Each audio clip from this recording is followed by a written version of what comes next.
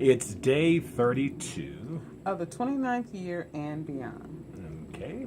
And what are we talking about today, my dear? Well, I thought we would finish up what we started yesterday, which was talking about John and Gabby's question, and they mentioned compromise. We sort of touched on it, but I wanted to sort of expand on compromise because compromise is a really major part of marriage. It is. It is. For example, I did not want to talk about this today, but I'm willing to make the compromise. So, anyway, let's go all the way back to when we decided we were getting married. Okay. And we didn't really want a big wedding, remember? I remember. That's what you told me. Long You time said ago. you said we don't want a big marriage. I said wedding, not marriage, you nut job.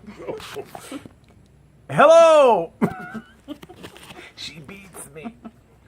So we decided we wanted to have a private ceremony and really just wanted it to be just us. Just family. But no, remember, it was just originally it was just going to be you and I and maybe our parents.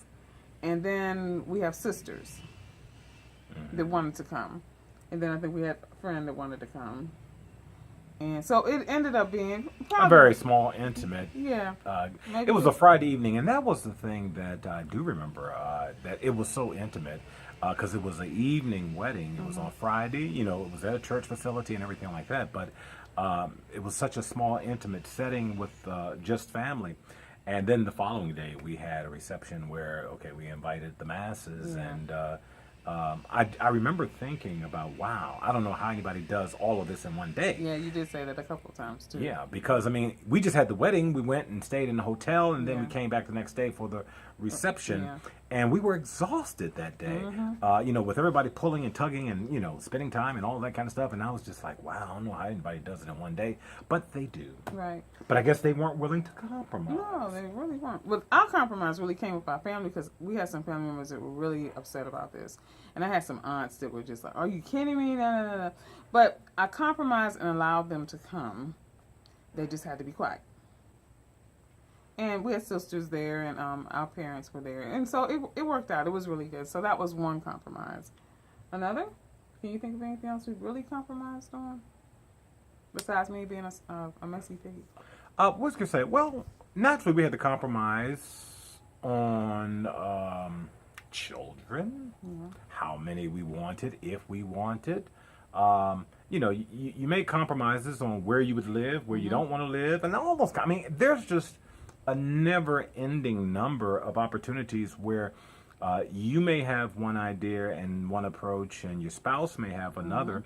And compromise is just going to be par for the course. Yeah. And it's not about anybody, quote unquote, getting their way. It's about what's going to be in the best interest for us as a couple, us as a family, to move forward in the most healthy, happy way. Yeah, don't think of it as I won or I'm winning this fight or something like that. Or, you know, it can't be like that. You have to really think about what's in the best interest for you as a couple and really consider both sides and then compromise.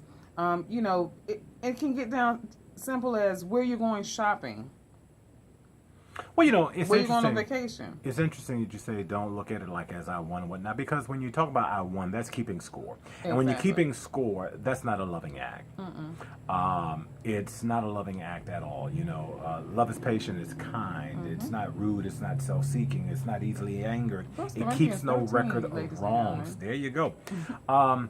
So you know, when you're keeping record of like, okay, you got this many opportunities, I Right. got this many. That's not love. That's petty, and that's divisive. Yeah, and childish and simple and ridiculous. It's all of those things. Yeah, it really is. And so that's what I wanted to talk about. That's why I wanted to mention compromise, because I think one of the biggest probably challenges in marriages is just that.